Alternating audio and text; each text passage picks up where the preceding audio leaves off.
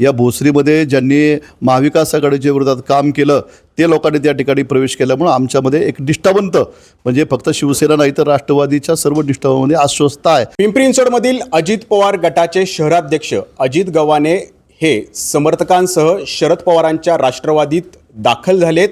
त्यामुळं भोसरी विधानसभा ही शरद पवारांच्या राष्ट्रवादीला सुटेल अशी चर्चासुद्धा सुरू झाली आहे। यामुळं ठाकरेंचे शिवसैनिक मात्र अस्वस्थ झाल्याचे दिसत आहेत आणि त्यामुळंच आज तातडीनं या ठिकाणी भोसरी विधानसभेतल्या पदाधिकाऱ्यांनी बैठक बोलवलेली आहे आणि उद्या हे सगळे पदाधिकारी मातोश्रीवरती उद्धव ठाकरेंशी चर्चा करायला जाणार आहेत।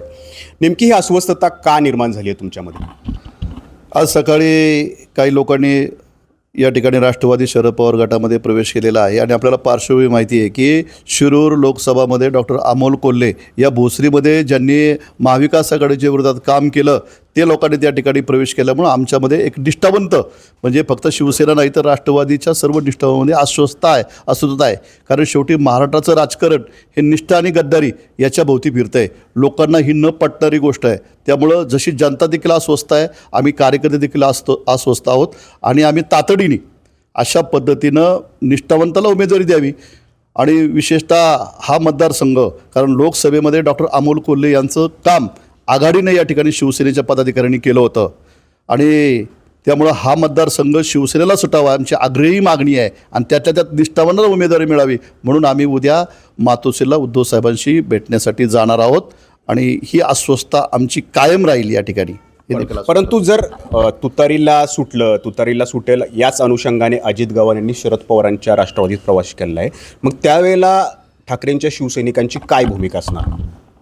तुतारीला सुटेल म्हणून त्यांनी प्रवेश केला, परंतु आपण बघितलं की माननीय शरदचंद्रजी पवार साहेबांनी महाराष्ट्रामध्ये दौरा काढला निष्ठावंतांचा जनसंवाद, त्यामुळे त्यांना कुठलाही शब्द दिलेला नाही अशी आमची खात्री आहे आणि आम्ही आमचा जो न्याय आहे तो आम्ही आमच्या पक्षप्रमुखांकडे मागणार आहे। आम्ही चाललो आहे उद्या भेटायला त्यांना, आम्हाला खात्री आहे की हा वाढ मशालीला सुटेल। परंतु लोकसभेच्या वेळेसला तुम्ही तुतारी घरोघरी पोचवली आणि अमोल कोल्हेंना या ठिकाणी खासदार केलं। तेच अमोल कोल्हे उद्या भोसरी विधानसभेत येणार होते, मात्र त्यांचा जो जनसंवाद मेळावा होता तो तुम्ही रद्द करण्याचा तुम्ही त्यांना मेसेज दिलेला आहे। काय कारण आहे एवढं आक्रमक तुम्ही झालेला आहात?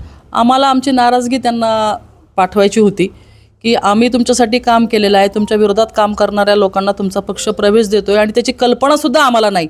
म्हणजे आम्ही एवढ्यात आमचं महत्त्व तुमच्या लेखी एवढं जर कमी असेल तर आम्हाला तुमचा जनता दरबार नको आहे, तुम्ही येऊ नका अशी आम्ही त्यांना विनंती केलेली। जर तुतारीला हे वॉर्ड सुटला, विधानसभा जागा सुटली आणि अजित गव्हाणेच उमेदवार असले तर तुम्ही प्रचार करणार त्यांचा? भविष्यामध्ये ही पहिली फेरी आहे, प्रवेश झालेला आहे, अजून बरंचसं राजकारण या भोसरी विधानसभेमध्ये घडणार आहे। त्यामुळं इतक्या लवकर ही प्रतिक्रिया देणं हे योग्य ठरणार नाही, परंतु आम्हाला खात्री आहे की हा मतदारसंघ 100% शिवसेनेला म्हणजे मशालीला सुटणार आहे। परंतु लोकसभेसारखाच इथला भोसरी विधानसभेचा प्रचार होईल का ठाकरेंच्या शिवसैनिकांकडून तुतारीचा? लोकसभेमध्ये त्या ठिकाणी सर्व शिवसैनिक आघाडी घेतली होती, परंतु आता परिस्थिती अशी आहे कारण लोकसभेला सुद्धा त्या ठिकाणी जर राष्ट्रवादीचं शरद पवार गटाचं आम्ही काम करतोय आत तुतारीचं आणि आता देखील ते करावं लागत असेल तर त्या ताकदीने शिवसैनिक त्या ठिकाणी बाहेर पडेल ही फार मोठी एक शक्यता मला वाटते। तर अजित गव्हाणे यांनी शरद पवार गटामध्ये प्रवेश केल्यानंतरचे ठाकरेंच्या शिवसैनिकांमध्ये अशा प्रकारचे पडसाद जे आहेत ते उमटताना दिसत आहेत। जर भोसरी विधानसभा तुतारीला सुटली आणि अजित गव्हाणे इथले उमेदवार असले तर आम्ही प्रचार करायचा का नाही असा प्रश्नसुद्धा या सगळ्या शिवसैनिकांनी या बैठकीत उपस्थित केलेला आहे। त्यामुळं आगामी काळामध्ये भोसरी विधानसभेत महाविकास आघाडीत तिढा निर्माण झालेला आपल्याला पाहायला मिळू शकतो। नाजिम मुल्ला, एबीपी माझा, पिंपरी चिंचवड।